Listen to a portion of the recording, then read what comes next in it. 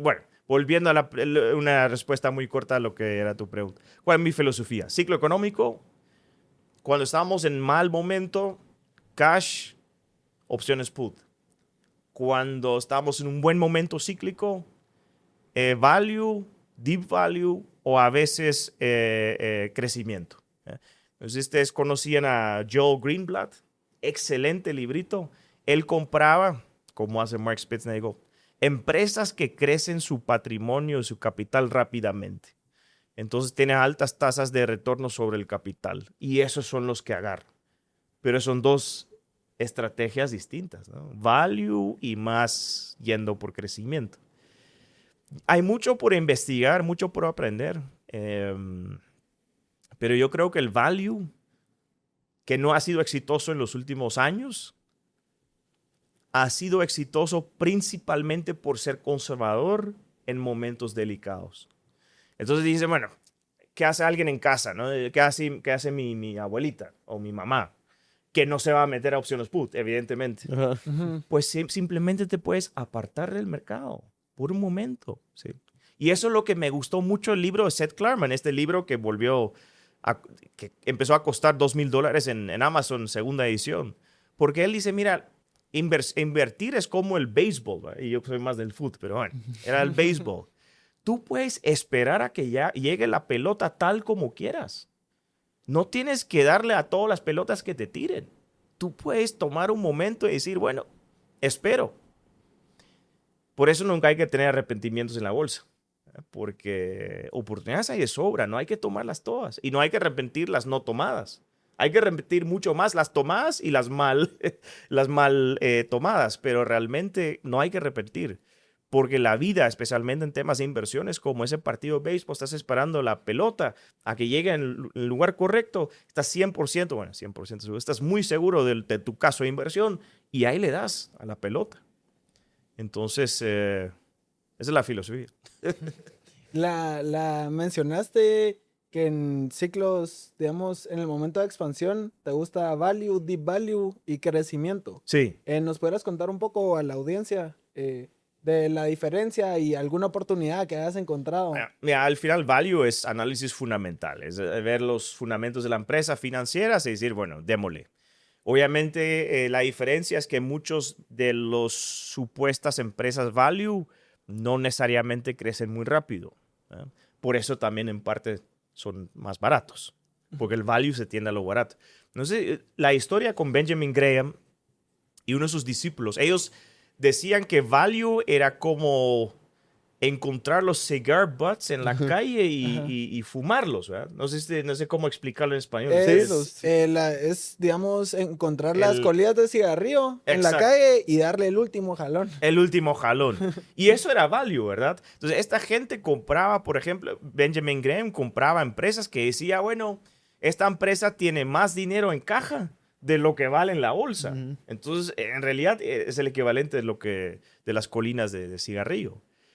Y luego el value se empieza a desarrollar porque obviamente se volvió muy popular con el discípulo de Benjamin Graham, que es Warren Buffett, y se tiraba más por el tema calidad. Entonces ya se empieza a diluir un poco el value tradicional, ¿no?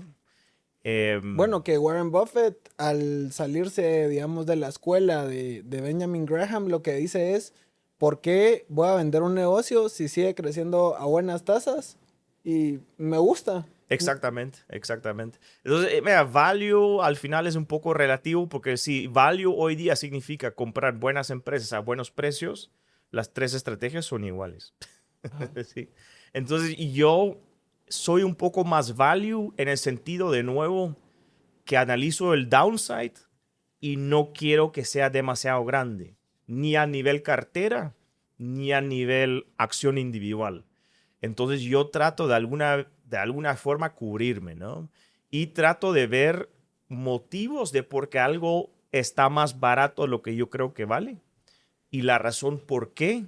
Y si yo me logro convencer que esa razón no es una buena razón por qué esté barato, entonces decido invertir. Que de nuevo no son muchas empresas, o sea, van a ser 10 o 15 en ese tipo de situaciones. ¿Y alguna empresa que nos quieras contar, que hayas analizado, que decidiste invertir o no? Históricamente un montón. Aeroflot es uno, Sperbank tuvimos, pero también hay unos desaciertos, ¿no? Para decirlo así. Yo me acuerdo que, de nuevo, vendía corto empresas como Facebook cuando era más imprudente y más irresponsable y más joven, evidentemente. Y pensaba que podía ganar mucho dinero a hacer justamente eso. Invertimos en más empresas, pero en realidad a partir del 2000, que sería 2016, realmente siempre tuvimos la estrategia de las opciones put. Llegó el 2020, tenía por muy poco tiempo a algunas empresas en específico. Royal Caribbean era uno. Entonces la tesis era muy similar. Va a quebrar, puede quebrar. Nosotros pensábamos que no. Tuvimos un muy buen mes. Febrero 2020 fue uno de mis mejores meses de mi vida. Y con el dinero, porque esa es la ventaja de esta estrategia. Tienes un bolsón de dinero de las opciones que puedes usar cuando el mercado está muy bajo. Sí. Entonces nosotros compramos Royal Caribbean de los cruceros a un precio muy bajo porque la empresa no estaba mal, era rentable, tenía problemas temporales y la pregunta es si iba a sobrevivir o no. Y rebotó 200, 300% el mismo año, ¿verdad? Y por curiosidad, ya llevándolo a la práctica, las opciones put las usas solo en el mercado, digamos, en SPY y a largo plazo o corto plazo, Ok. ¿cómo lo vas? O Sí. las rolás porque ahí tenés el tiempo que, como decís, uno no sabe si en un año o 2 años cómo vas manejando ese Es riesgo. buenísima pregunta. Para la gente en casa, las opciones put tienen una fecha de expiración. Ujú. Y nosotros compramos puts de corto plazo, los que van a vencer en 2 meses de aquí. Ambos cosas, en índices, que es la gran parte, y acciones individuales. Sin embargo, hay algo interesante. Estábamos aquí molestando un poco de Duolingo y otras empresas, pero, digamos, agarramos una empresa como Netflix para, no sé, Duolingo. Las opciones put de ese tipo de empresas los precios son muy altos, son muy caras las opciones. ¿Por qué? Porque son muy volátiles las acciones. Ujú. Si mañana, mira, no sé, Citi no va a bajar 60% en un mes. Pero si pasa en Netflix, pues nadie se sorprende, ¿va? O empresas similares. Entonces, esas opciones put realmente nos sirven para nuestra estrategia. Entonces, nosotros buscamos que empresas que parecen estables cuando en términos del ciclo económico no lo son.